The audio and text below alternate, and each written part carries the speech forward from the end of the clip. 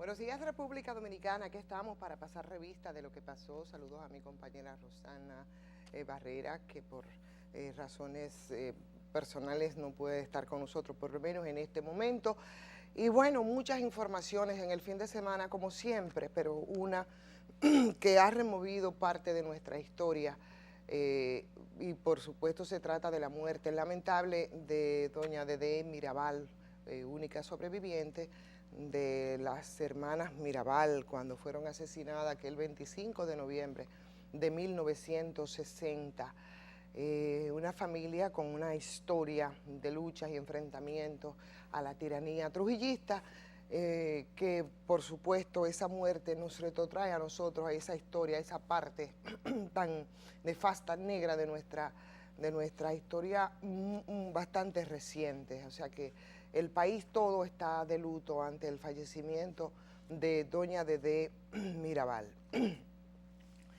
Y bueno, señores, aquí vamos, uno quiere sustraerse de los aspectos políticos, pero Aristóteles decía que el ser humano es un ser social, es un ser político, realmente un animal político, con capacidad de relacionarse y distinto a los seres humanos inferiores, con capacidad también o con el privilegio de poder ejercer la actividad política por el raciocinio que tenemos los seres humanos distintos a esos seres inferiores. Y uno de los mayores errores en política es el de subestimar al adversario.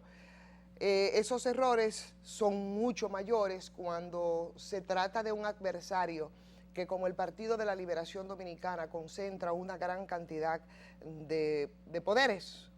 Entonces, ocurre que de esta forma el tema del fallo del Tribunal Constitucional, el fallo 168, es utilizado, ¿verdad?, a partir de ese raciocinio y de esa forma de hacer política, es utilizado por los políticos de este momento, por los que dirigen el país, para sacar del tema, para sacar de la agenda de nuestro país la discusión de los problemas sociales que desde hace muchísimo tiempo están fuera de esa agenda de discusiones, aun cuando esos problemas son cada vez más acuciantes. Entonces, aplican lo planteado de alguna forma estos políticos a partir de esa racionalidad, lo planteado por el escritor británico William Cooper, que decía: armas silenciosas para guerras tranquilas.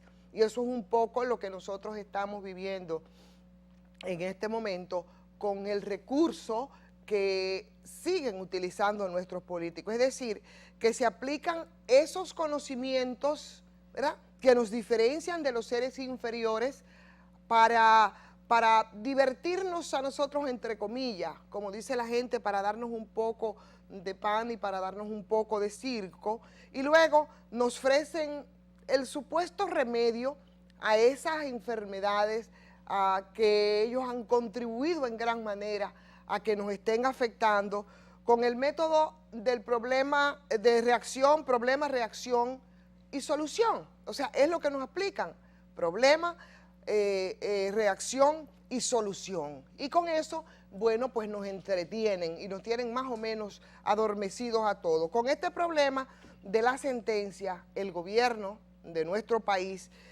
ha logrado sacar las castañas del fuego.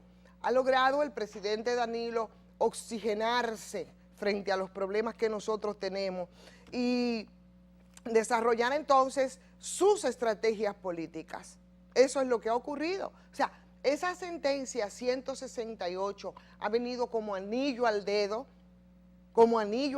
no solo al presidente haitiano, también al presidente dominicano, Danilo Medina, que le ha permitido al gobierno tomar un poco de oxígeno y diseñar una estrategia política. Y así, este gobierno ya ha cumplido casi la mitad de su tiempo, porque, óyeme, con el relajito y con el ñe del presidente, y con el charquito que brinca, ya este es un gobierno que tiene cumplido casi la mitad de su ciclo, la mitad del tiempo para el que fue elegido, y ha sepultado total y absolutamente del escenario político, del escenario de la agenda nacional, el tema de la corrupción, el saqueo de los recursos naturales y, por supuesto, un aspecto bastante importante que tiene que ver con las promesas incumplidas del presidente Danilo Medina. O sea, que nos hemos dormido todos con la discusión del fallo 168, ¿verdad? Al punto que a nombre de ese fallo, se sigue montando esa especie de pan y circo, y los que nos desgobiernan incluso han cambiado el debate y ahora de lo que se habla es de libertad y de soberanía, con todas las loas, por supuesto, al presidente de la República. Ustedes se dan cuenta ¿qué es lo que está ocurriendo? O sea, nosotros ahora mismo ya ni siquiera estamos hablando de la sentencia, de lo que se violentó con esta sentencia, de las implicaciones que tiene esta sentencia. No, para nada.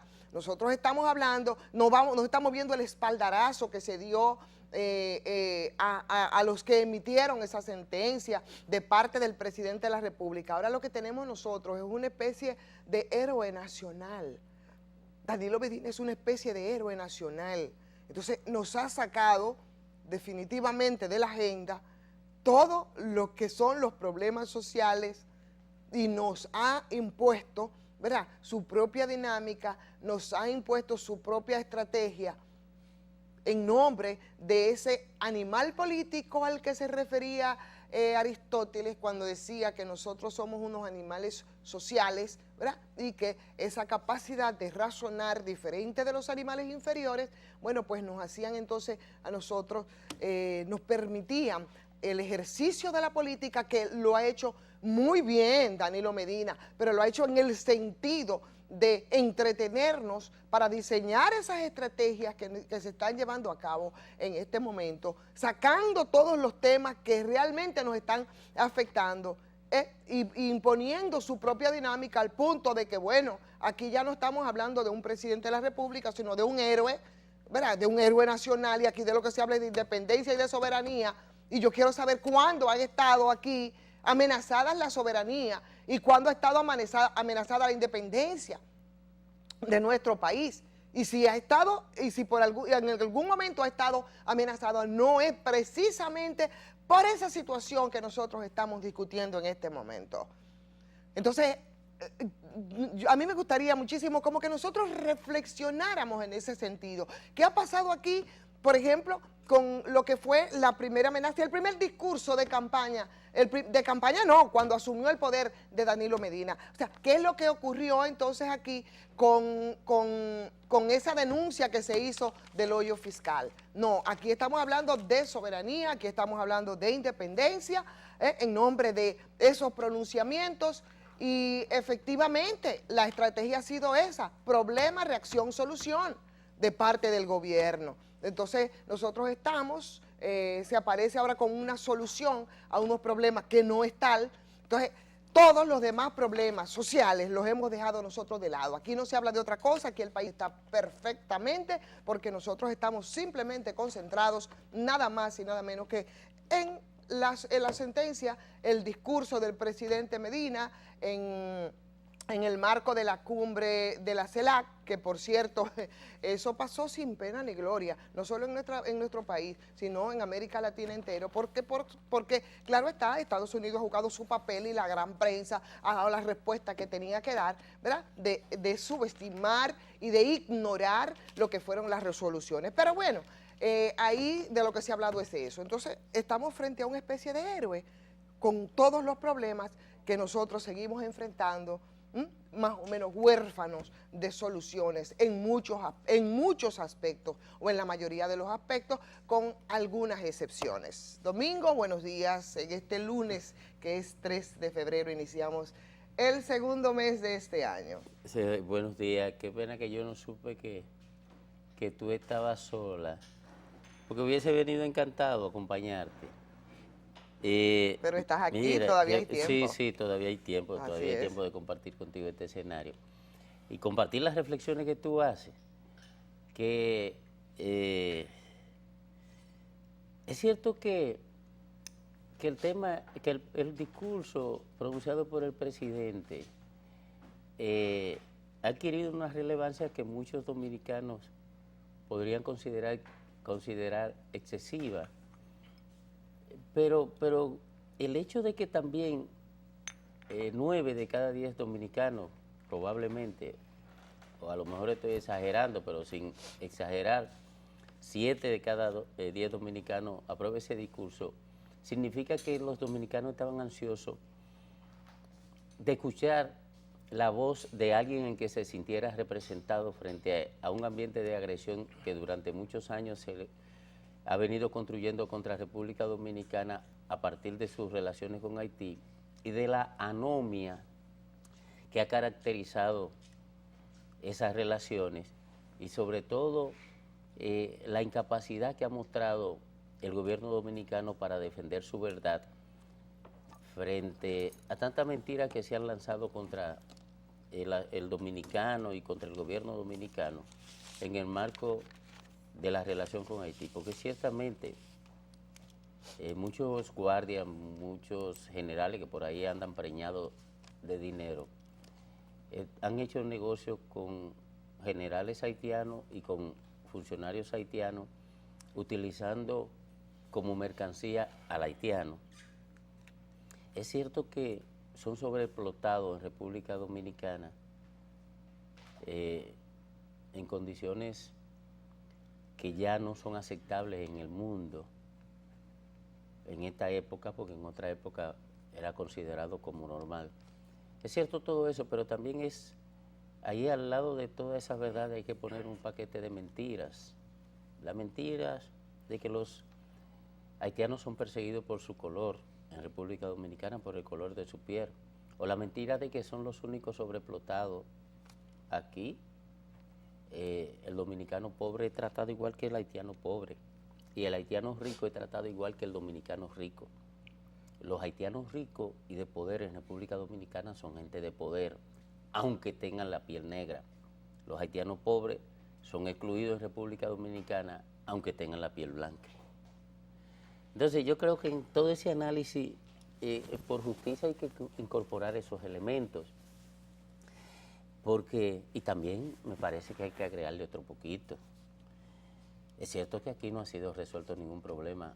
Un gobierno que tiene 1 año y 6 meses, cumplirá ahora el 27 de febrero, pero las acciones encaminadas en algunos ámbitos han abierto o han encendido luces que hablan de la posibilidad de una solución, aunque sea a mediano plazo. El caso eléctrico, que tú lo conoces porque tú le das seguimiento.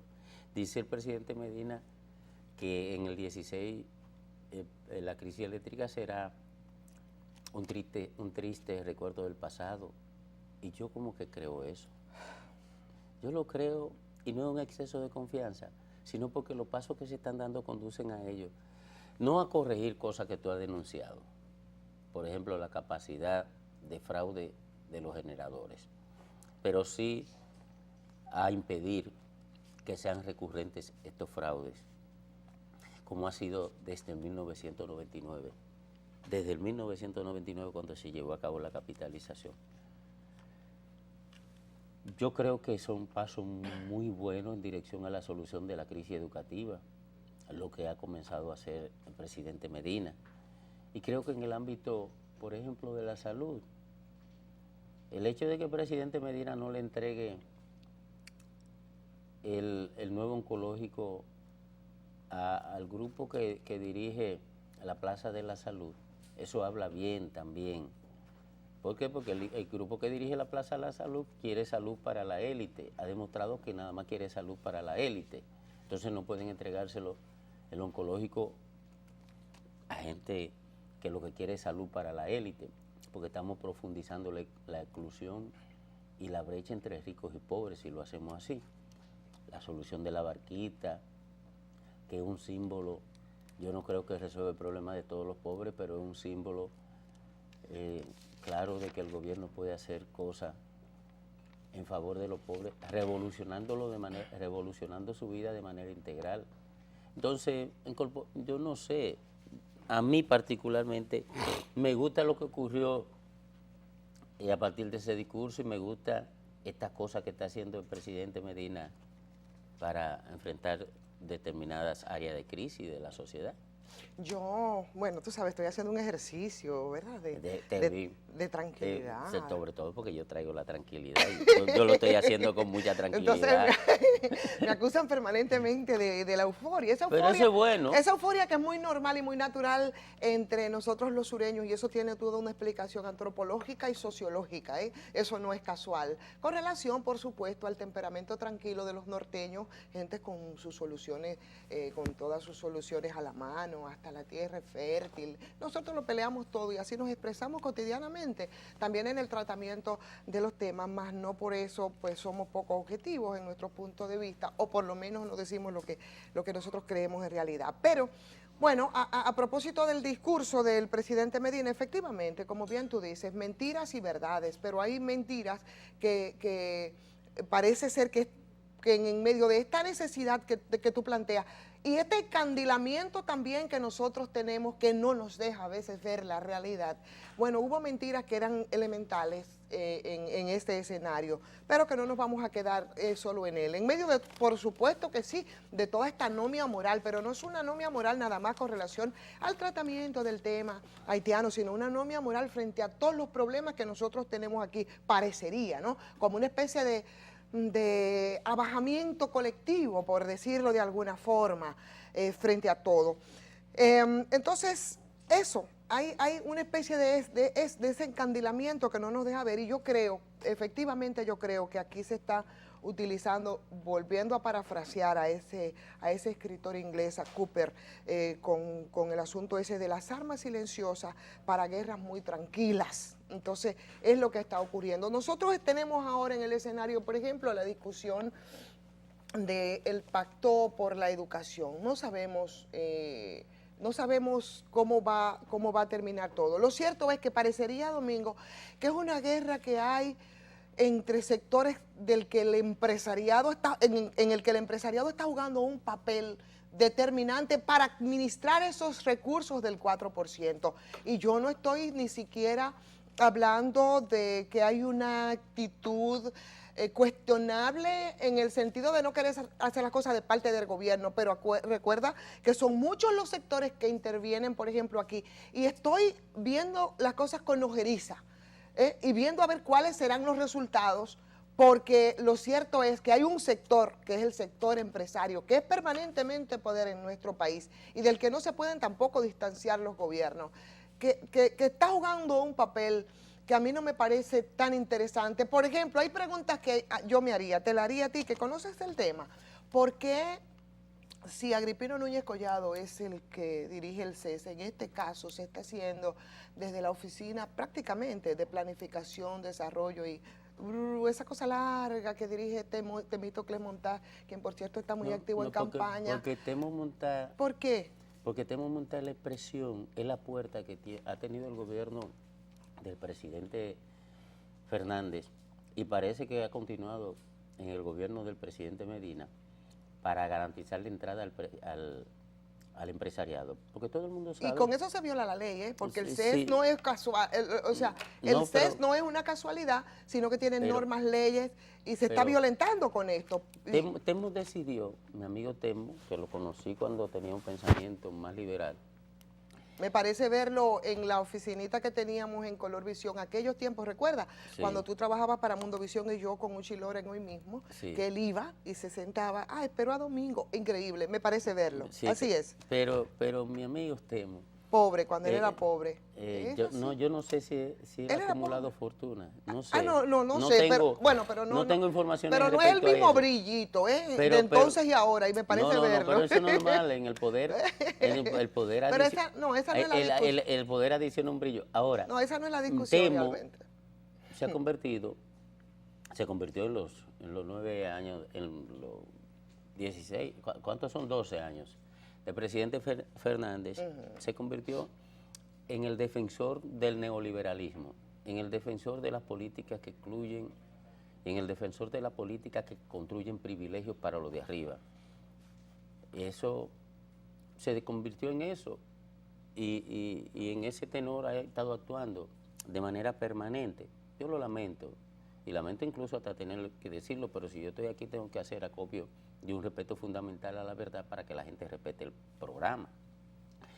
Pero se ha convertido en eso, y él todo lo que puede hacer para complacer a los sectores más conservadores de la oligarquía nacional, no a los conservadores de clase media, ni los conservadores de abajo, sino de arriba. Claro. Ha estado mirando siempre para arriba. Porque alguna gente en el PLD se dieron cuenta de que la posibilidad de mantenerse en el poder estaba estrechamente vinculada a la posibilidad de servirle con desenfado, con amplitud y con comodidad a los sectores de poder económico. Por eso está ahí, no es por otra cosa. Ahora, yo no veo la forma en que los empresarios se puedan quedar con los cuartos pero casi por de nada, la educación. Temo, casi por nada está ahí, ¿eh?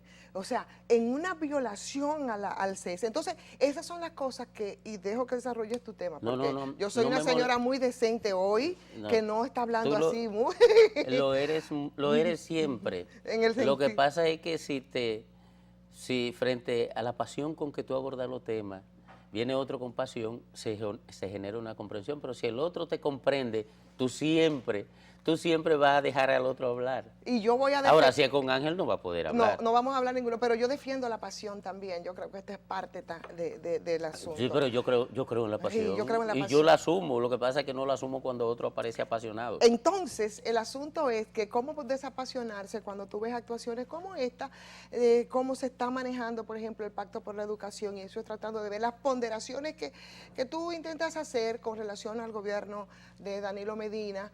La suspicacia obliga, y sobre todo nosotros que hemos sido reporteros, obliga porque es una violación. Primero, tú ves lo que pasó con el asunto del pacto fiscal, con Agripino Núñez Collado, con lo que ocurrió. Ves en el mismo caso de Agripino, que ya tiene de 2 años, que debería tener, ya tiene 4.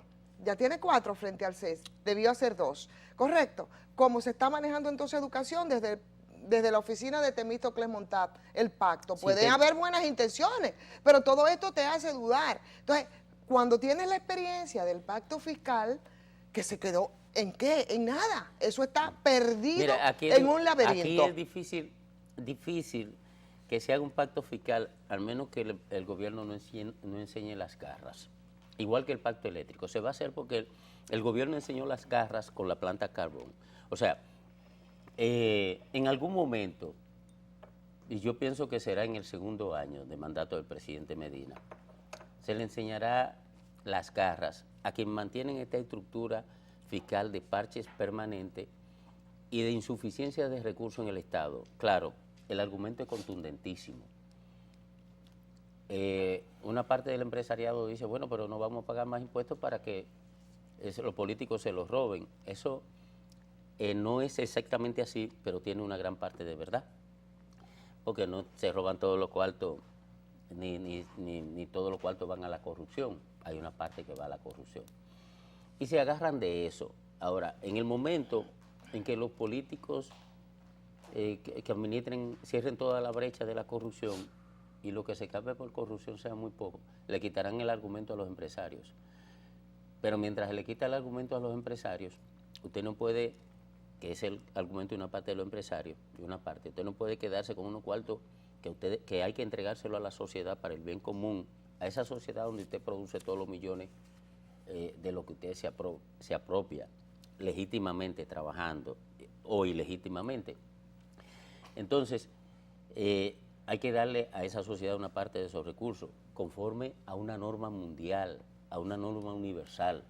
No hay posibilidad de que el Estado financie los espacios de bienestar colectivo, los espacios de uso colectivo, o no hay forma de que el Estado aplique políticas de desarrollo efectivas si usted no le pone al Estado recursos suficientes para alimentar y sostener estas políticas. Entonces, en algún momento, el presidente Medina tendrá que enseñar la garra en el ámbito fiscal, y cuando la enseñe, tú verás que habrá un pacto fiscal. hay un pacto por la educación. Pero ¿cómo el gobierno va cómo el presidente Danilo Medina va a mostrar las garras en el asunto del pacto fiscal? Sencillo. ¿Cómo lo va a hacer? O sea, Sencillo, ¿tú sabes cómo? Manda un proyecto de ley que sostenga el presupuesto aumentando la presión tributaria. Y dice, vamos a aumentar la presión tributaria. Ahí están los legisladores para aprobarla. Ahora mismo están ahí, hasta el 16 estará la cantidad para aprobarla.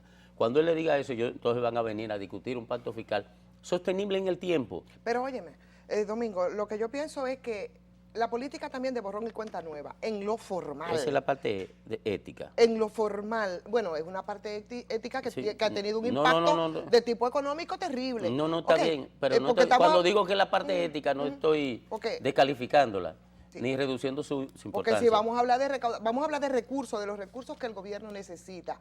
Eso implica entonces esa parte ética y ese borrón y cuenta nueva. Siento que Danilo Medina ha hecho borrón y cuenta nueva con el asunto ese precisamente del déficit fiscal. Era mucho dinero y si no todo, por lo menos una buena parte de esos recursos podría ser recuperable. Pero claro, no puede ser recuperable porque él es una expresión, porque el presidente Medina es una expresión, o sea, de esa parte de ese déficit. Bueno, por lo menos los recursos no estuvieron claros. Lo que te quiero decir es que es imposible que alguien se robe 210 mil millones de pesos, de 210 mil millones de pesos, que defina un déficit en la administración pública.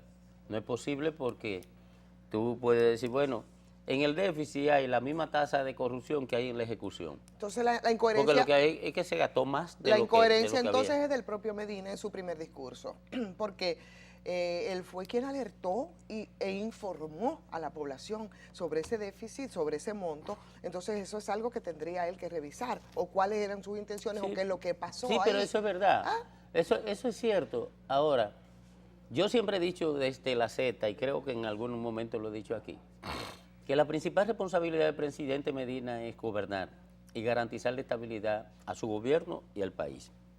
Y si él entendió que eso desestabiliza a su gobierno y desestabiliza el país, asumir una acción que le genere una guerra interna, hay que meterlo en la lógica. Y es verdad que le generaba una guerra interna, y es verdad que lo debilitaba a tal punto de que podría hasta conspirar con la existencia de su gobierno. Porque ¿qué iba a ocurrir? Claro. ¿Qué iba a ocurrir? Bueno, Medina iba a enfrentar al gobierno que lo precedió, que es un gobierno de su propio partido, y eso iba a tener un impacto dentro del PLD que lo iba a desestabilizar.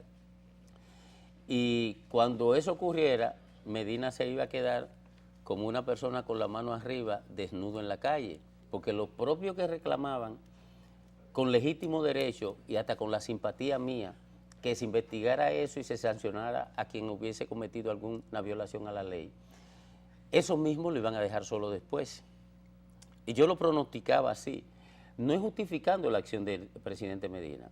De hecho, en Brasil está ocurriendo lo que mucha gente reclama aquí. O sea, la persecución de quienes cometieron, siendo un gobierno del mismo partido, la persecución de quienes cometieron algún dolo en la administración pública. Pero en Haití en Brasil no ocurre lo que ocurre con la oposición de aquí, y hasta con la izquierda que reclamaba eso, que la responsabilidad de ellos es limitada. Es limitada, por ejemplo, en el caso de la oposición política y prácticamente el mismo PRD. Bueno. Si la corrupción es blanca, no es mala. Si la corrupción es morada, sí es mala. Esa es una lectura que tú le das al problema. Hay otras lecturas, por supuesto, porque aquí lo que hacemos es conjeturar con relación al tema. Y no, porque yo lo he vivido eso. Lo que yo ya firmando lo he vivido. Y depende porque mucho. Yo firmé, tú viviste, tú y yo vivimos. Perdóname, solamente una interrupción breve. Tú y yo vivimos lo de Jorge Blanco. Sí. O sea, la persecución con la gente que cometió alguna acción impúdica en el gobierno de Jorge Blanco, cuando la PRDista la tipificaban de persecución política.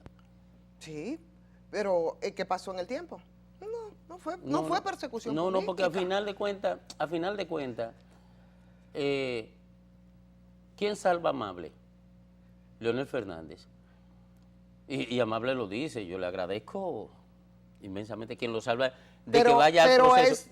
Quien interviene ahí para que Amable no sea procesado, el presidente Fernández. Sí, sin embargo, ahora con la situación interna del Partido Reformista, Amable no fue de los afectos porque podía pendular entre Danilo e Hipólito, más no en precisamente Fernández, de cara a lo que podían ser sus aspiraciones, y un poco eso es un elemento que se podría integrar a toda la discusión de lo que ocurrió. Pero bueno, nosotros estábamos viendo las razones que se ofrecía y las lecturas que se le podía dar al primero, el discurso del presidente Medina, y después lo que ocurrió, y ahí la lectura mía es distinta. Yo pienso y sigo pensando que no es posible, no ha sido posible que el presidente Medina, que pudiera ser muy saludable, lograr ese distanciamiento necesario del expresidente Leonel Fernández. Pero bueno, han habido otros, y lo digo porque obviamente que él fue beneficiado, le apoyó y le apoyó económicamente para que fuera hoy presidente de la República. Hablamos de la posibilidad, de las soluciones que podría estar dando el presidente Medina a muchos problemas del país, decías tú, y me referías al tema de la educación, lo que está ocurriendo en salud, que no lo veo. Realmente eso es un tema para verlo y desmenuzarlo, y nos llevaría un programa completo porque sé que manejas mucho el tema, también yo lo he tratado. El asunto del pacto eléctrico, que está ahí en la antesala, que podría ser sometido, y también los pronunciamientos del presidente Medina justo en el día de ayer, que al 16 cuando se retire, o sea, está también descartando la posibilidad de la reelección. Sí, en este discurso. No, pero yo lo asumo. Podría tener sí. Al presidente Medina podrá agradarle, como a todos los presidentes, que alguien salga promoviendo su reelección, aunque él esté convencido de que no se va a presentar de nuevo. Y todo eso, y tú verás mucha gente muy cercana al presidente Medina en eso, pero el presidente Medina no se presentará en el 16. Bueno, habrá no se presentará, oye, primero porque no es posible. Digo, yo soy de las que creo y me gusta el 2 más 2 y el nunca jamás, ¿eh? Sí, pero... Eso es así, el 2 más 2 y el nunca jamás. ¿Te gusta como le gusta al presidente Fernández o te gusta de esta manera?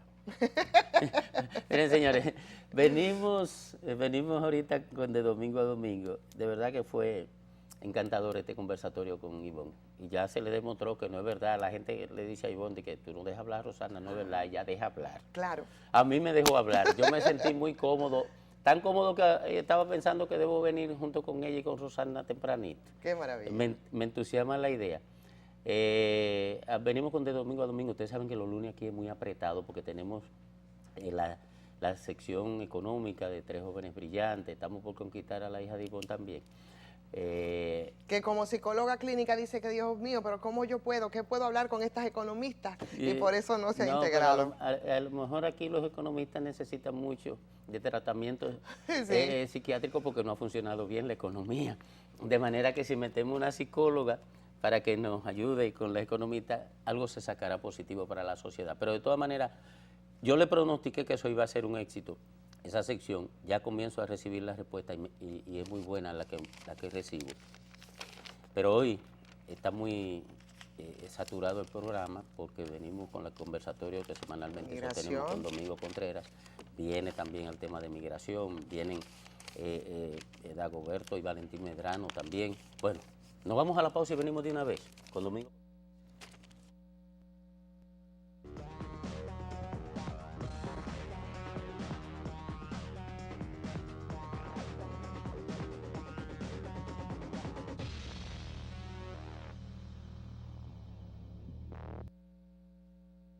Bueno, señores, aquí estamos.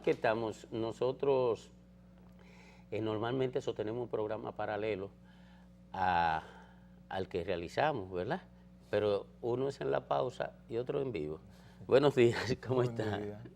¿Todo bien, Domingo? Bien, mirando los acontecimientos del país, de la serie del Caribe en la isla Margarita. Bueno, hasta este acontecimiento que creo que a la República Dominicana entera ha enlutecido la muerte de Mirabal. Sí. Una figura que tuvo la dignidad, tuvo la responsabilidad de sostener una misión histórica. En lo familiar, una misión familiar de mucha responsabilidad. En lo histórico, resaltar el valor del heroísmo que representó el hecho histórico en el que estuvieron envueltas sus hermanas y que sirvió para resaltar ese hecho como un nunca jamás, lograr que se aprobara el 25 de noviembre como el Día contra la No Violencia. Y fíjate que aunque la violencia fue de Estado, la violencia que acalló a las hermanas Mirabal, la República Dominicana ha tenido que recurrir a ese mecanismo para acallar la violencia familiar o intrafamiliar, es decir, y la violencia en sentido general, que es muy recurrente en nuestra sociedad, y Dedé supo llevar como nadie este ejemplo, esta responsabilidad que cayó sobre sus hombros. Sobre sus hombros. La supo devolver de una manera tan fabulosa, y cuando uno tenía la oportunidad de ir a su casa, de entrar en el patio de doña Dedé, de todo lo que doña Dedé ha representado para la sociedad dominicana, es un patrimonio de la República Dominicana. Yo creo que ella supo, se puede resumir así, el papel histórico que jugó en vida, ya ahora pasa como un símbolo, y los símbolos tienen la particularidad de que también juegan un papel después que mueren, después que abandonan su existencia física. Ella supo, como tú dices, sobrellevar, a pesar de todo el dolor que puede resumir perder 3 hermanas a la vez, y después asumir la responsabilidad de los hijos, de dotarlo de la formación que ella pudo dotar a los hijos de Manolo y de Minerva, y la influencia que tuvo entre los demás.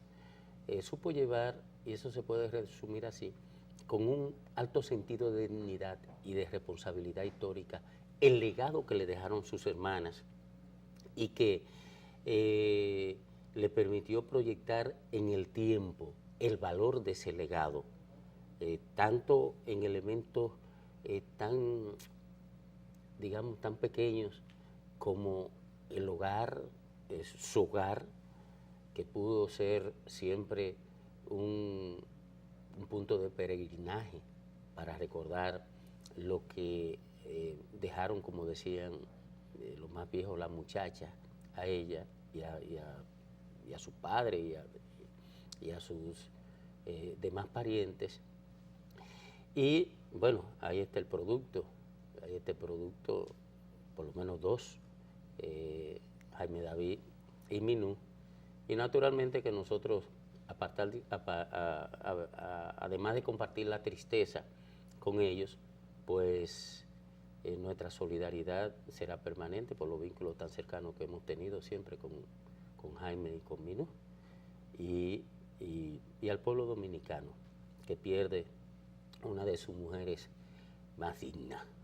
Tú sabes que hay algo que doña Dedé le dio a este país, que es algo que se aspira que hagamos inclusive en materia de turismo, que fue transformar la vivienda en un museo. Y Sí. Después se convirtió en una prolongación del Panteón Nacional por la declaratoria de héroes nacional que tiene Manolo Tavares Justo, y que se acordó ser su morada allí.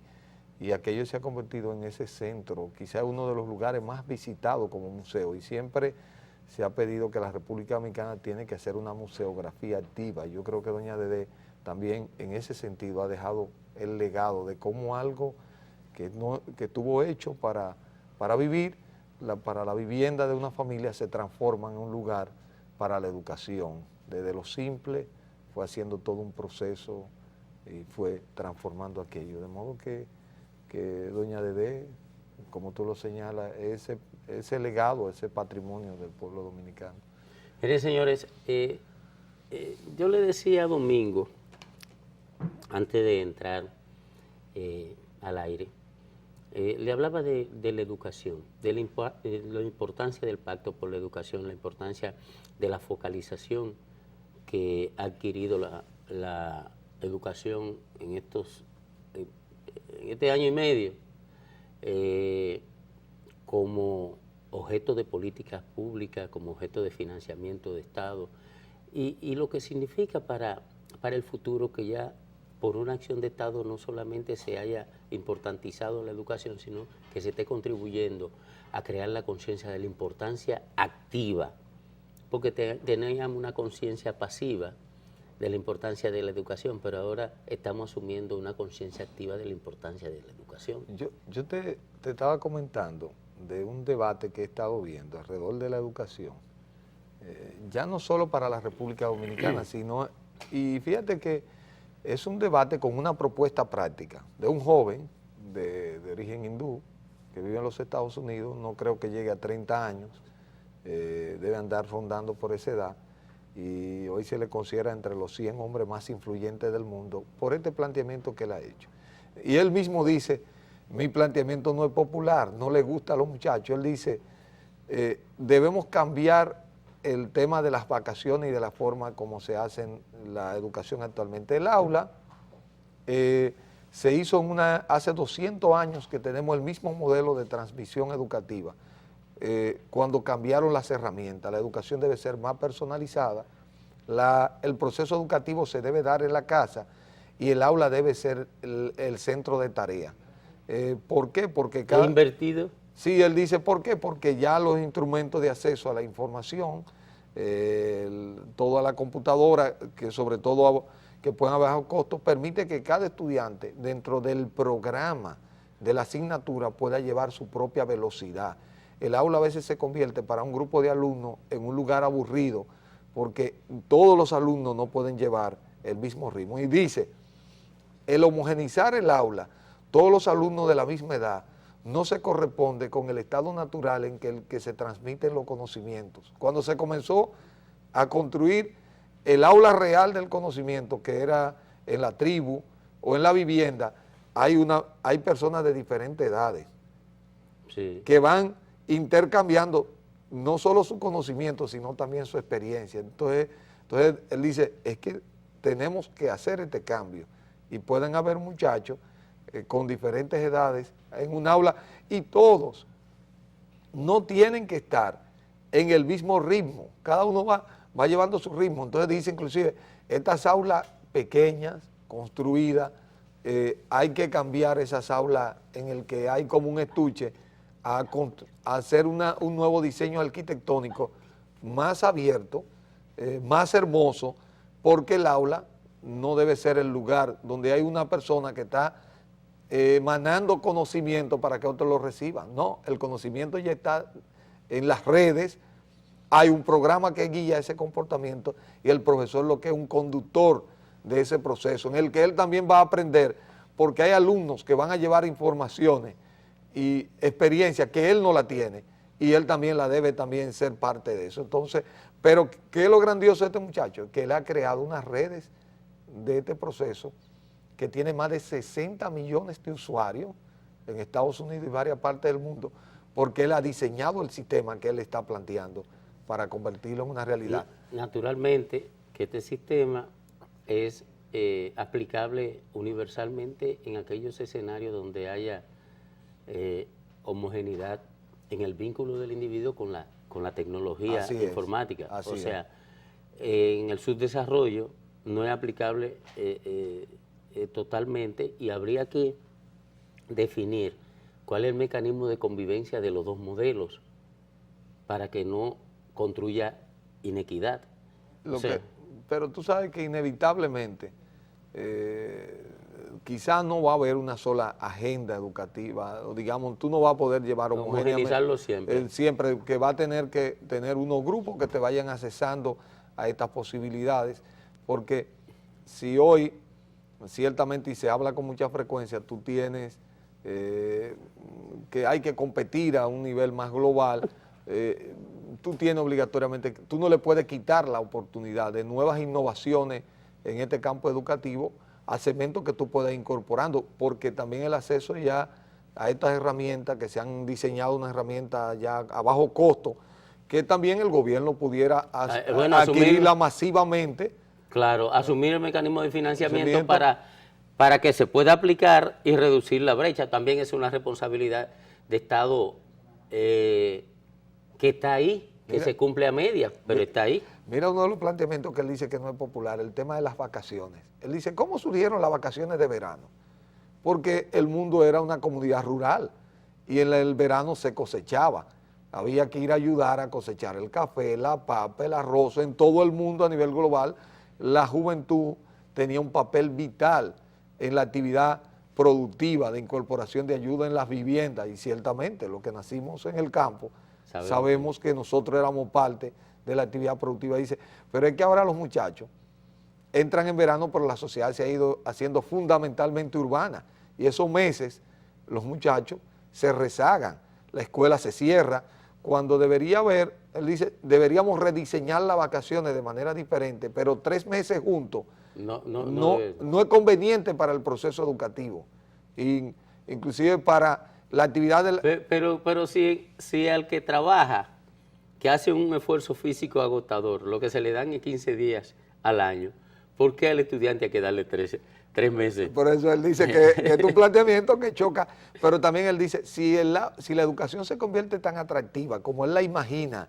de los estudiantes cada uno pudiendo definir su propio ritmo de crecimiento y aprendizaje, entonces el aula se convierte en un lugar interesante que realmente no se requieren tan largos periodos, se estructuran unas vacaciones, se segmentan para periodos importantes, pero tú no generas unas vacaciones tan corridas que quitan, inclusive hay que... que desconectan al estudiante del proceso de aprendizaje. Y al propio profesor. Entonces, bueno, traigo esto porque este es uno de los planteamientos más revolucionarios. Y fíjate que no es un planteamiento complejo, es algo sumamente simple, estudiado a partir de situaciones concretas. Hace 200 años que este modo en el que nos educamos se ha permanecido, surgió de la sociedad industrial, de un modo se estructuró a partir de unas realidades que han cambiado, pero nosotros no hemos evolucionado a reestructurar el sistema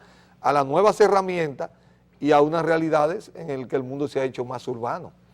Así es. Aquí, de hecho, han comenzado a implementarse mecanismos de formación o de uso intensivo del aula, porque teníamos incluso demasiado déficit. Estamos ampliando el periodo de contacto del estudiante con el sistema, ¿verdad? Llevándolo a la tanda extendida, que es un modelo que ya lo aplican la mayoría de los países, sobre todo en los países orientales, ¿verdad? Sí. Como un aporte importantísimo del sistema educativo japonés, pero allá lo aplican ya casi en todos, y por algo los llamados tigres del Asia, ¿verdad? Los años 80, por algo los llamados tigres del Asia llegaron a convertirse en un símbolo de crecimiento económico y de desarrollo económico en las dos décadas anteriores. Y de hecho las crisis que ha observado en los últimos tiempos la economía mundial no le ha impactado a ellos tanto como ha impactado, por ejemplo, a países tan fuertes como los europeos y hasta los propios Estados Unidos. Ellos tienen la alta productividad que tienen, acompañado también del estilo de vida. Ellos son los menos consumistas en el mundo, sí, es decir, se volvieron altamente productivos, son personas con un alto nivel digamos, del ahorro. De alto sentido del ahorro que se convierte en un aliado eficiente del desarrollo económico. Correcto, y en lo personal para afrontar los temas de crisis. Es decir, nosotros tenemos en la Biblia el símbolo de los 7 años de vaca flaca y los 7 años de vaca gorda, y la economía es cíclica en el mundo hasta ahora por diversas razones. Solo lo que ahorran en tiempos buenos pueden afrontar con menos dificultades los tiempos malos. Entonces, yo creo que y además, por ejemplo, la virtud del hábito que genera para el mundo laboral, que los muchachos tengan una tanda extendida, y cuando salen de la tanda extendida tienen que salir a hacer su tarea, aunque fíjate que el concepto del que hablábamos ahorita es que la escuela sirva para eso, pero que la casa se constituya en un elemento que por el acceso tecnológico uno se va dando cuenta. Es decir, cuando nosotros estudiamos teníamos que hacer muchas fotocopias, ir a la biblioteca a tomar prestados los libros. Ya los muchachos tienen todas las bibliotecas del mundo a su servicio. entrando por la internet. Es decir, cada vez los muchachos tienen menos exigencia de comprar libros físicos. El libro físico, de hecho la librería han entrado en crisis, pero la ventaja de esto es que un joven puede accesar a miles de datos bibliográficos desde su casa, sin movilizarse, intercambiar, y cada vez más se van creando herramientas para ello. Entonces, el que tiene cierta inclinación a la investigación, entonces tiene una facilidad de profundizar a un nivel que hay que darle la oportunidad de que él individualmente pueda cosechar su esfuerzo. Entonces, son de las cosas que en el marco de este desafío educativo que tenemos que estar abiertos para incorporar los logros importantes que en innovación educativa se vayan dando también en otra parte del mundo. Así es. Miren, señores, vámonos inmediatamente con Dagoberto y Valentín, ¿verdad? Vamos a conocer las reflexiones de ellos sobre distintos temas aquí en este espacio. Vámonos.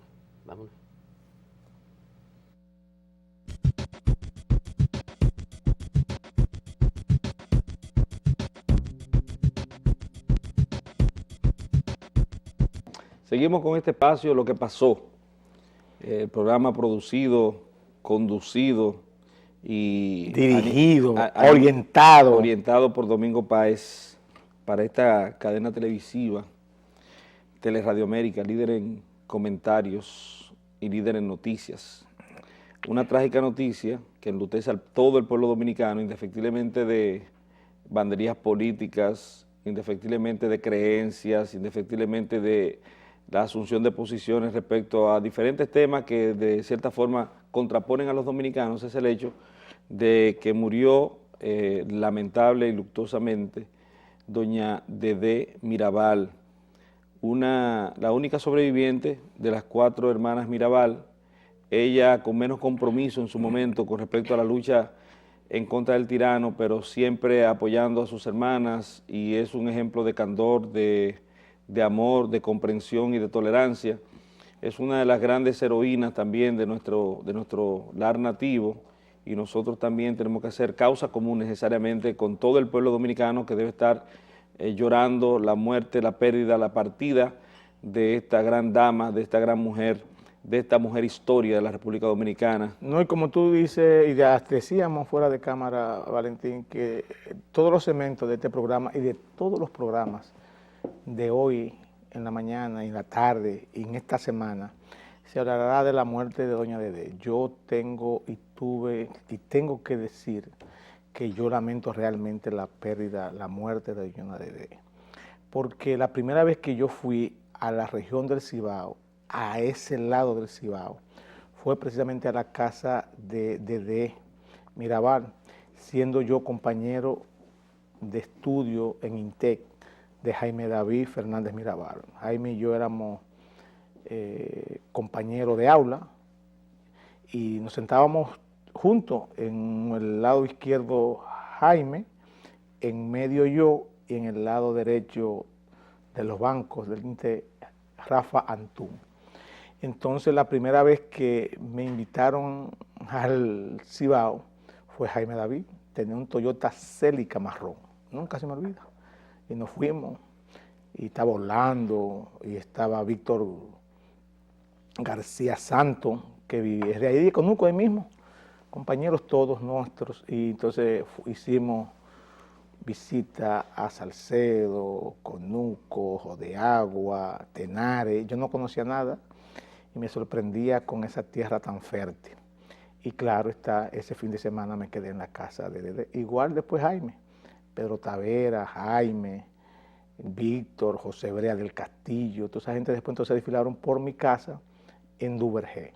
Entonces era una hermandad, es una hermandad y sigue siendo una hermandad de toda la vida, porque esas relaciones primarias no se pierden. Entonces, de verdad, a Jaime, y a todos los Jaimes, y a todos los Fernández Mirabal, y a todos los Mirabal, y a todos los, a mi hermana Minú, que realmente fue su madre, de Manolito, que también fue mi compañero de aula en INTE. ¿Cuántos hijos tuvo doña Dedé? Dedé tuvo como 5 muchachos, pero más se le agregó a Manolito y se le agregó Minú. Entonces Manolito y yo dimos clases juntos, él estudió ingeniería, pero dimos química, biología, matemática, español, inglés, juntos también ahí en INTEC. Entonces muchachos que fueron y son amigos y hermanos de uno por la... Y yo sé que el pueblo entero llora la muerte de doña Dedé porque se supo ganar. Y al final incursionó en las letras, escribió, claro, para dejar constancia de lo que vivió, de lo que hizo y de lo que puede uno hacer en el porvenir cuando uno lea lo que ella ha dejado escrito. Sí, es interesante establecer, recalcar y de cierta forma ponderar el hecho de que con Doña Dedé se cierra un capítulo, una página de la historia nuestra. Ella representa toda una generación y lo mejor de una generación también, por cuanto también tuvo la oportunidad, la dicha de vivir lo suficiente para ver varias cosas, a su hijo siendo vicepresidente de la República, siendo parte de el partido de gobierno del comité político de ese partido y por vía de consecuencia parte de la dirección más importante del cuerpo de toma de decisiones políticas más importantes de ese partido. Muere estando el Partido de la Liberación Dominicana en el poder, con propensión de permanecer en el mismo. Muere dejando todo un legado, como tú lo has bien establecido. Muere doña Dedé y deja en la República Dominicana una impronta, deja un ejemplo digno de ser emulado, de ser ponderado. Tiene la dicha también de ser la hermana de esas patricias, de esas heroínas, indefectiblemente de cual sea el calificativo, porque algunos historiadores no concuerdan en darle a ellas un calificativo determinado. Nosotros entendemos que sí, que son heroínas, que fueron personas que se sacrificaron por el pueblo dominicano. Y para el país. Y por la mujer dominicana, son un ejemplo para todo el orbe terráqueo. Ellas cambiaron, si se quiere, niveles y conceptos con respecto a ese género y compromiso que hicieron, que estaban en su momento, en su época, en el momento que abrazaron esas causas, regularmente las mujeres marginadas de asumir posiciones como tales. Establecer también que doña Dedé y esa Patricia, Minerva, María Teresa, Patria, Mirabal, en ellas o de ellas tiene mucho Minú Tavares también, que es un orgullo para el país dominicano, para la nación dominicana, contar con mujeres con esa... Y que fue criada por Dedé. Mujeres con esa catadura, con esa entereza, con esa calidad humana, sí, y con esos compromisos reales e indefectiblemente de la militancia y de la obligación que se tiene para con el partido, y más un partido tan disciplinado como el PLD, de eso de servir al partido para servir al pueblo. Pero Minú hace la diferencia casi siempre, o siempre. Un voto de Minú a mí me parece que vale como por 56,000 votos más. No, porque es un voto consciente. Un voto de conciencia, una mujer. Un voto. Y que cuando ella no está de acuerdo, no importa lo que se diga en el bloque y no importa lo que diga el comité político y lo que diga el comité central, ella dice que no por sus creencias, con sus convicciones, y cuando ella está de acuerdo, ella, aunque digan lo contrario, ella lo hace. Entonces, desde la eso es claro, eso con la interesa y cómo te crían y cómo te forman. Es una familia de legados, sí, es una familia de historia, es una familia de aportes, de sacrificio, de denuedo, en beneficio de los mejores intereses de esta patria nuestra, que requiere de tantos ejemplos como ese, pero son ejemplos vividos, ejemplos de vida, ejemplos que enaltecen, y ciertamente la República Dominicana está de luto, y yo lo magnifico, me tomo el tiempo, todo el tiempo, para hacer circunloquios respecto a esta realidad, porque nosotros tenemos, desde hace mucho, Camaño lo manifestó y hasta cierto punto fue un visor de lo que sería el futuro un veedor de futuro. La palabra veeduría, que está tan de moda en estos días, cuando decía, hablaba de la inversión de valores que tenemos. Se exalta aquí los antivalores.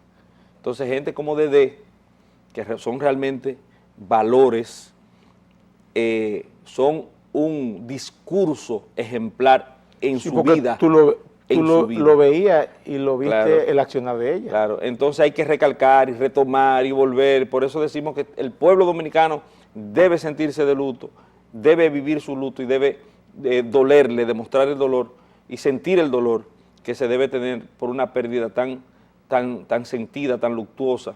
Pero como decía Cabral en su poema, los muertos van ascendiendo, creo que no recuerdo bien exactamente las expresiones que utilizaba, pero mientras va descendiendo su cuerpo a la tumba, más el alma va ascendiendo, se elevan al infinito. Sí. Adiós a doña Dede, triste partida, pero su impronta queda, su ejemplo sigue, y esperamos que en gente como Minú, en el que se ha encarnado, ese tipo de comportamiento, pues nosotros podamos tener acciones como la que acostumbran, y es darle seguimiento a una historia de vida familiar y a un compromiso con la nación que tiene la familia Fernández y Mirabal, y sobre todo Mirabal, ¿verdad? Sí, y los Tavares Mirabal, que son Tavares justos. Vamos a hacer un cambio, y cuando volvamos, yo quiero que Dagoberto me permita, después de que él introduzca y hable de todo el sur y haga su panorámica, hablar un poquito del discurso del presidente Danilo Medina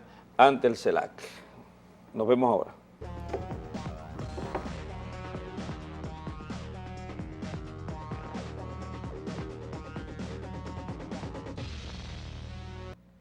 Le damos la bienvenida a esta su sección económica de lo que pasó. Muy buenos días, Tiandra. Buenos días. Buenos días, Gabriela. Buenos días, chicas, ¿qué tal? Excelente día.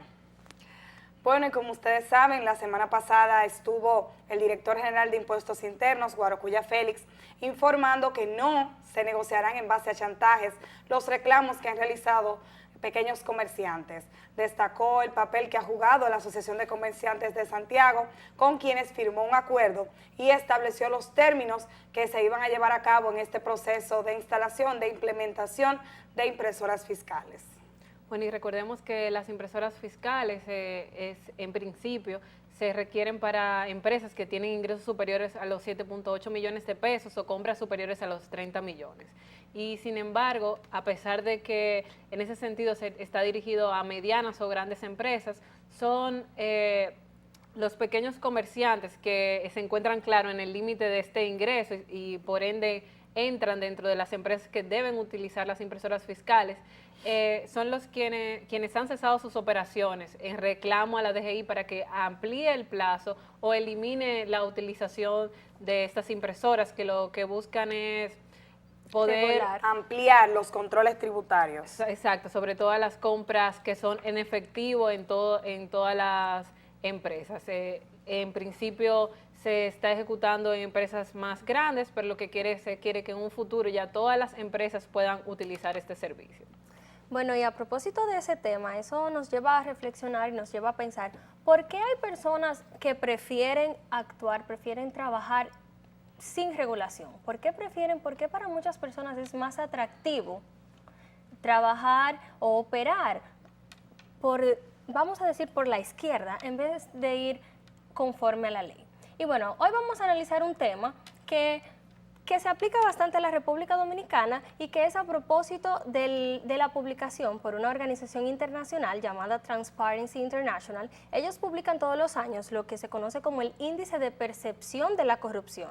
En este índice participan 177 países a nivel mundial y se le asignan puntuaciones sobre qué perciben las personas que es el nivel de corrupción en esos países. Usted se preguntará, ¿pero por qué el índice de percepción? Bueno, claramente la corrupción es algo que no podemos cuantificar exactamente porque es algo ilícito, es algo que funciona, vamos a decir, por debajo de la manga, y es algo que no podemos tener un número exacto de cuánto dinero se embolsilla la corrupción cada año, pero lo que sí podemos saber es cuánto sienten los ciudadanos, qué tan alarmante sienten que es el nivel de la corrupción. Y para eso vamos a ver este informe donde están las puntuaciones de todos los países. Cabe destacar que los países con puntuaciones más cercanas a cero son los países donde se encuentra más corrupción y que los países de 50 en adelante o que se van alejando del cero y se van acercando al 100 son los países en donde la corrupción se percibe menos. No existe un país limpio, totalmente limpio de corrupción, pero sí existen países donde la corrupción es menos latente, menos percibida que por en los otros. ciudadanos. Y bueno, este es un tema que llama la atención y ha sido tratado por numerosos economistas de gran prestigio. Por ejemplo, para los años 1967, Milton Friedman escribió y abordó este tema de la corrupción. Él se preguntaba por qué existe la corrupción y cuál es el costo de ella. Bueno, como podemos ver en este caso, hay personas que no quieren regular, no quieren utilizar las impresoras fiscales, pero esto implica un costo para ellos. Para ellos implica un costo tanto de instalación de los equipos como regulaciones que van a tener posteriormente, y muchas veces eso influye en que las personas prefieran quizás sobornar o actuar de manera no tanto, vamos a decir, delictiva, pero quizás no existe ¿cómo decimos? Ese interés por en apegarse en apegarse a la ley. Y por ejemplo, yo quiero poner un ejemplo práctico para guiar a las personas en sus hogares hacia nuestro punto de discusión. Usted está conduciendo, viene un semáforo en rojo, usted va tarde para una cita. Usted tiene dos opciones: usted se va tarde, se cruza en rojo y llega temprano a su cita, o usted espera. Pero usted dice, ¿y si me voy en rojo y me ponen una multa? O si me voy en rojo y me trancan el carro y me quedo sin carro. Entonces, ¿usted cree que usted se iría en rojo, o las personas que cometen esa infracción de la ley día a día, ustedes creen que se irían en rojo si el costo de irse en un semáforo en rojo fuera excesivamente alto en la República Dominicana? Y es ahí donde debemos tratar el tema de corrupción que tanto nos afecta. Por eso vemos que se habla a diario de funcionarios que cometen actos delictivos, pero ¿qué tanto le cuesta a una persona salir de ese embrollo moral? Quizás usted piense en sus hogares y coincida con nosotras, quizás nada. Muchas veces influencia, y eso lo puede ayudar. Pero ¿cuáles son las problemáticas que crea la corrupción en una economía? Bueno, la corrupción, como comentábamos Gabriela y yo antes de empezar el programa, pues desvía el gasto público. Se invierte menos en educación, se invierte menos en salud. También la corrupción, como ya lo he tocado, desalienta al contribuyente. ¿Por qué? La corrupción hace atractivo para las personas tener negocios informales a fin de evadir las regulaciones. ¿Por qué? Quizás no necesariamente esa sea su intención, pero lo que pasa es que los costos de financiamiento o costos de adquirir los permisos sean tan altos o tan tediosos que para las personas resulte más fácil evadir. También la corrupción, cabe destacar que afecta nuestra imagen interior. Ya para concluir este tema, debemos tener presente que la corrupción no existe una fórmula mágica para combatirla, pero sí existen opiniones comunes entre los economistas donde se dice que la corrupción se puede disminuir, se puede reducir teniendo un sistema judicial independiente del Poder Ejecutivo, con menos concentración de poder. Cuando hay una concentración de poder absoluta, por ejemplo, en nuestro caso en la República Dominicana, donde tenemos un Congreso que es del mismo partido, del mismo Poder Ejecutivo, donde el tráfico de influencias es enorme. Y permea también el claro poder que judicial. Sí. Por ejemplo, ¿quién nos impide ahora que exista otra reforma fiscal? Lamentablemente no hay una independencia en los tres poderes que garantice un correcto funcionamiento del Estado. No existe. Pero tenemos, como ya mencionaba antes, es un problema que existe en el mundo, y vamos a ver aquí en nuestro mapa de corrupción publicado como ya les mencioné, por Transparency International, que es una organización mundial sin fines de lucro que se destaca por su trabajo y lucha contra la corrupción en diferentes países del mundo, el cual presenta. Vamos a ver si Teresalina nos ayuda de este computador. Exacto. Que presentan los rankings que tienen los diferentes países. Por ejemplo, la República Dominicana ocupa el ranking número 123 de 73 países y curiosamente en el año 2012 la República Dominicana tenía una puntuación de 32 y en el año 2013 baja a 29 puntos. ¿Qué quiere decir? Que en lugar de mejorar, en lugar de corregir lo que está mal, nosotros hemos empeorado en términos de corrupción. En el mapa que acabo de presentar, si se fijan, hay muchos países en rojo. Y bueno, los países, mientras más rojo, mientras más intenso es el rojo, mayor corrupción hay en esos países. Por ejemplo, vemos que Canadá cuenta con una puntuación de un 81%, Estados Unidos con 76%, pero está la República del Congo con puntuaciones pésimas, igualadas a Pakistán y Afganistán, un 8%, y Corea también, Corea del Norte, perdón, con 8 puntos, que son puntuaciones pésimas. Como ya les mencioné, la República Dominicana tiene un 23 de puntuación. Es decir, que nosotros estamos en un nivel alarmante, estamos entre los peores grupos, entre las peores calificaciones en cuanto a corrupción. Sí, también cabe destacar de que esta percepción de la corrupción se evidencia en otros tipos de indicadores. Por ejemplo, el Foro Económico Mundial presentó en su informe de competitividad de que la República Dominicana se encuentra en un lugar de 105 de 144 países y que si acaso luego de esto implementamos los niveles de educación y cómo es el sistema educativo, lo afecta aún más posicionándolo en el lugar 137 de 144. No obstante, si tomamos en consideración de que el país se encuentra en el lugar 144 de 144 países en el índice mundial de competitividad en cuanto al despilfarro de recursos públicos. O sea, lo cual indica es que a pesar de que no podemos medir bien, como apuntaba Diandra, cuál es el nivel exacto de la corrupción a través de un índice, podemos ver cómo otros índices se afectan por el despilfarro de recursos públicos, que no se implementa en la educación, no se implementa en la salud, y por esto la percepción de la población es mayor en cuanto a lo que cree y considera que son los niveles de corrupción en la República Dominicana. Bueno, y vamos ahora a una breve pausa y seguimos con la sección económica de lo que pasó.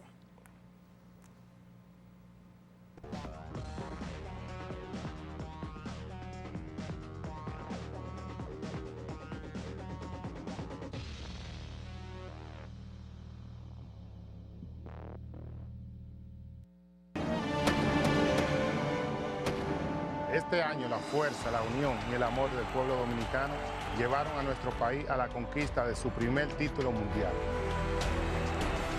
Ahora la República Dominicana necesita de esa misma fuerza, unión y amor para perder otro título, el de campeón de víctimas en el tránsito. Entra en la página seguridadvial.do y descubre cómo participar. Vamos a manejar con responsabilidad. Respetar las normas de tránsito es respetar la vida. Gobierno de la República Dominicana.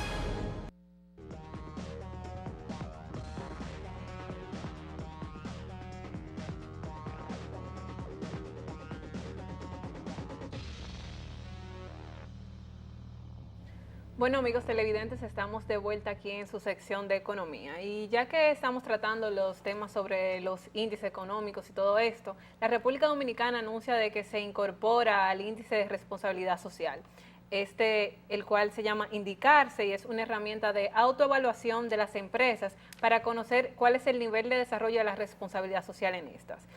Posteriormente, en el 2011, estos empezaron a utilizar las normas ISO 26000, que trata sobre la regulación interna de la responsabilidad social en las empresas. Este tiene como objetivo servir de instrumento diagnóstico en el nivel de incorporación de la responsabilidad social en las empresas y todo su entorno. Bueno, y como sabemos, la responsabilidad social es un tema bastante actual y se define como la contribución activa y voluntaria en actividades de mejoramiento social, de bienestar social por parte de las empresas. Es un tema que se ha introducido en la vida diaria de las empresas por los beneficios que genera, no solamente a la sociedad, sino también a la imagen de la empresa, que genera pues unos beneficios de mayor posicionamiento frente a otras, le permite tener una imagen mejor valorada por parte de los ciudadanos. Y ayuda al medio ambiente. Y también ayudar pues al medio ambiente. Vamos a ver a continuación un material que nos va a ilustrar mejor qué significa la responsabilidad social para las empresas. Y bueno, también va a mostrar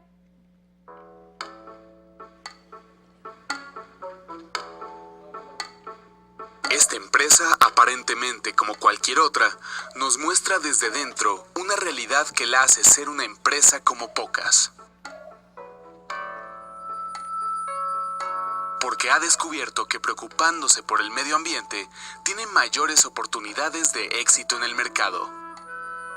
Debido a que cada vez más existe una preferencia por parte de los consumidores por adquirir productos que reúnan condiciones de sustentabilidad ambiental. Esta empresa, además de no contaminar, cuida y aprovecha al máximo cada recurso, cada insumo, evitando su desperdicio, e invierte en investigación e innovación para optimizar sus procesos y desarrollar nuevos y mejores productos. Para ella responder a las preocupaciones de sus vecinos y contribuir al apoyo de las instituciones de la comunidad es tan importante como el abastecerse de los insumos necesarios para la producción. Porque ha aprendido que su reputación en la comunidad también afecta el comportamiento de los consumidores y sus empleados. Para ello, busca construir relaciones sostenibles y permanentes con grupos y organizaciones clave de la comunidad, e instituir procedimientos que le permitan anticiparse y responder a las expectativas de la sociedad con programas que promueven y fortalecen la calidad de vida de la comunidad y los objetivos de negocio de la empresa. Sus consumidores prefieren comprar sus productos a los de otras compañías que no están involucradas en la comunidad. Para ella, las finalidades económicas no están por encima de su finalidad social. Esto la hace tener un vínculo con las comunidades y sus autoridades que le permite trabajar en una relación de armonía y mutuo beneficio. Todos sus ejecutivos reconocen que las relaciones con la comunidad son un aspecto serio y estratégico del negocio, un ingrediente fundamental para la salud de la empresa. Esta empresa hace de su compromiso con la comunidad parte de su estrategia de negocio. Esto le ayuda no solo a atraer y retener a los mejores empleados, sino que también la posiciona de manera positiva entre los clientes y cada vez mejora su posición en el mercado. Muy bien.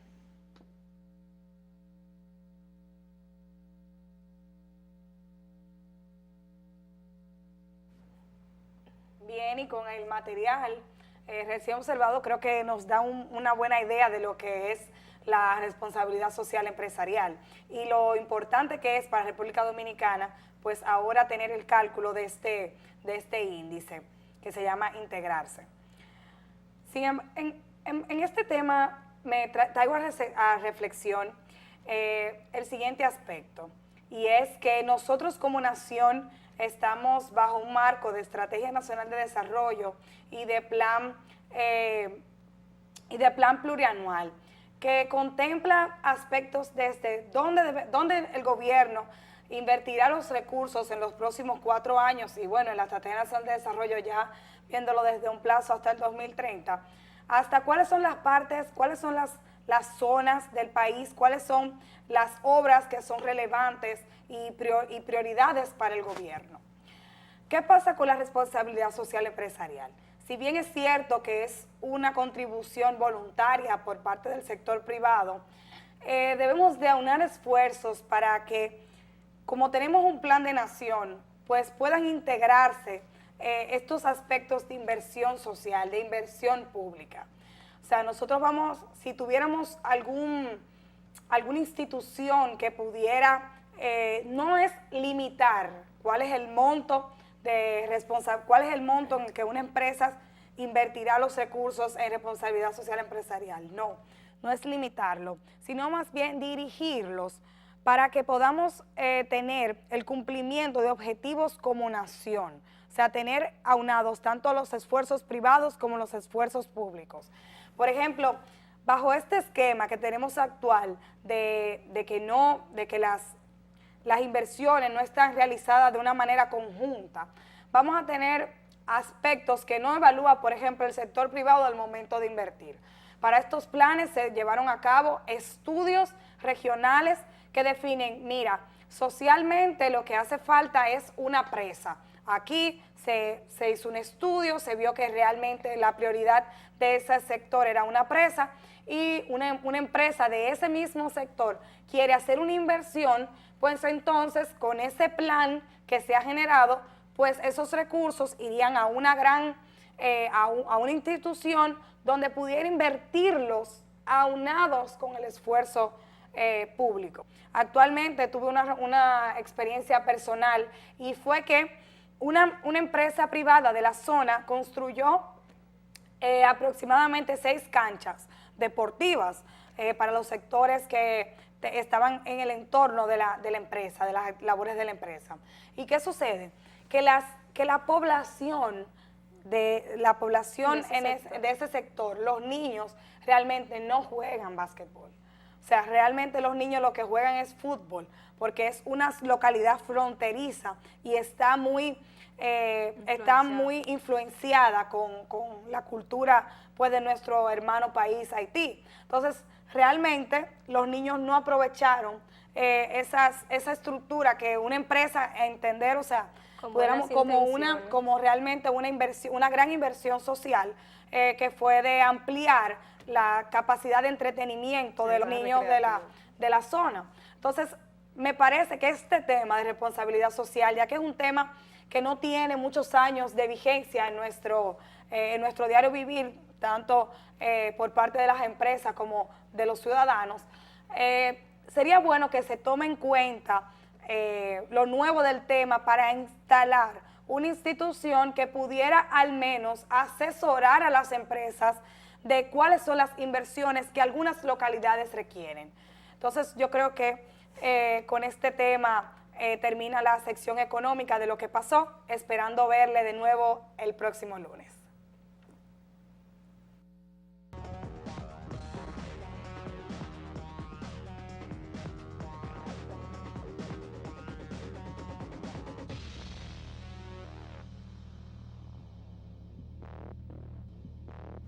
Continuamos conversando con Dagoberto Rodríguez Adames en lo que pasó. Mira, hermano Valentín, yo quiero llamar la atención a la gente de Edesur, porque lo que se está dando en la costa de Barahona, desde las Saladillas hasta Enriquillo, es increíble. Edúcanos geográficamente. No, ¿qué es lo que es la Saladilla? La Saladilla es la playa que está contigua, tan pronto sale usted de Barahona para Pedernales a mano izquierda.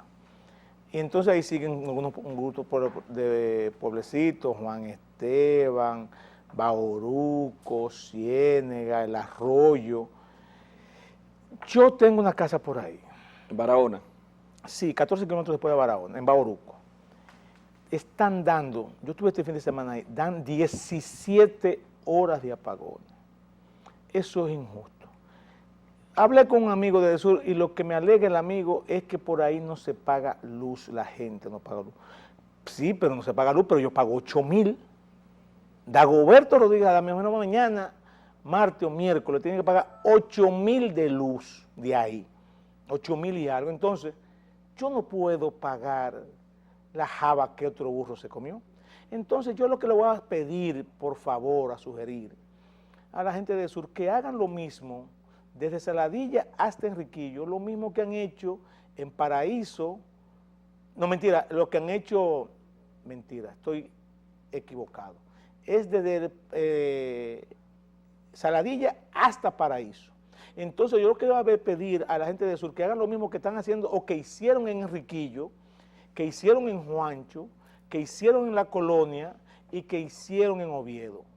¿Qué hicieron ellos? Pusieron contadores prepagados. Entonces yo vi ayer o anteayer, sábado,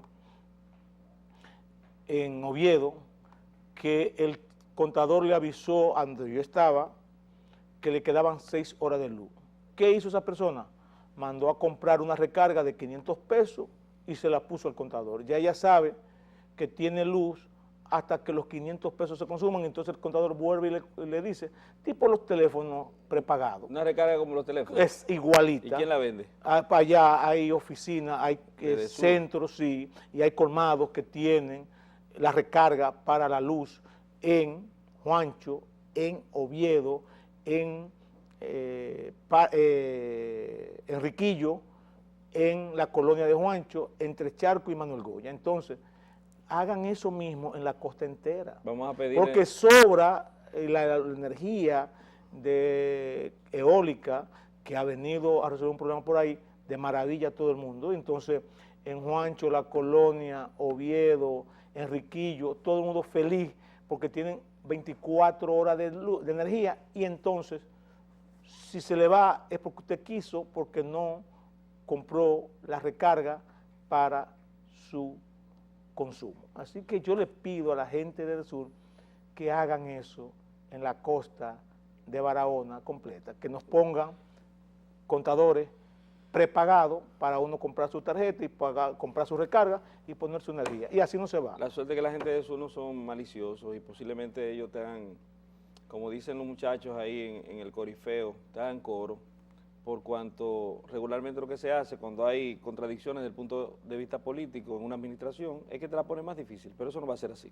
de seguro que no. No, yo creo que te van a no, colocar porque es para bien de ellos. Te van a colocar porque ellos se quejan contadores prepagados. No, ellos se quejan de que no están pagando, que nadie paga en la costa, que nadie paga en Enriquillo, sí, pero en Paraíso. Eso te lo van a resolver en un segundo. Entonces, exactamente, entonces, si ponen eso, entonces ellos se benefician. ¿Por qué? Porque va a haber...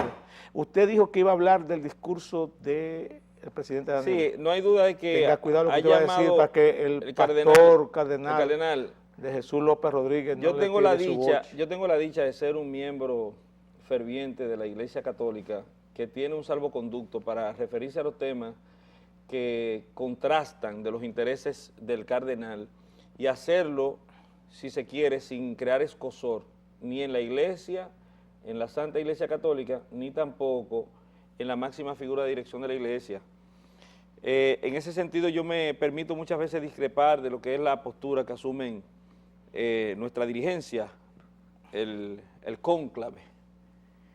Sí, y en ese sentido yo también tengo que dictar de la apreciación que se tiene de forma generalizada del eco que ha causado el discurso presidencial de nuestro excelentísimo señor presidente de la República, el licenciado Danilo Medina, en playas extranjeras. Primero, me pareció que el presidente dio una respuesta airada que no debe estilarse en un mandatario. Usted podrá decir lo que usted quiera, que a nosotros nos tienen una campaña internacional negativa. Es posible que haya gente que se esté tomando este caldo de cultivo que ha creado la situación a consecuencia de la sentencia 168 del Tribunal Constitucional, y como caldo de cultivo por intereses también que hay, que permean. Hay muchísimos intereses que pululan ahí en los organismos internacionales, en los cónclaves internacionales y también en las multinacionales, las empresas multinacionales, y pueden aprovechar esto para atacar a la República Dominicana por esos intereses, entre otros muchos intereses ocultos que uno no necesariamente tiene que conocer o no conoce. Pero de ahí a decir que la respuesta que dio el presidente, yo a grosso modo la comparto, algunos conceptos. Ahora, no me gustó la forma. No me gustó la forma. Tú podrás dictar, por ejemplo, del presidente Fernández y decir, bueno, mira, el presidente Fernández tiene una actitud que a mí no me gusta aportar cosas, el manejo de la cosa pública que él hizo, yo creo distancia y discrepo de la forma de administración que tiene el presidente de la República desde el punto de vista de la cosa pública, del erario y de los asuntos de Estado. Pero hay que reconocerle algo. Digo, eso podría alguien en su momento pensar. El presidente se manejaba con absoluta diplomacia, que es lo que se necesita y se obliga en las relaciones internacionales.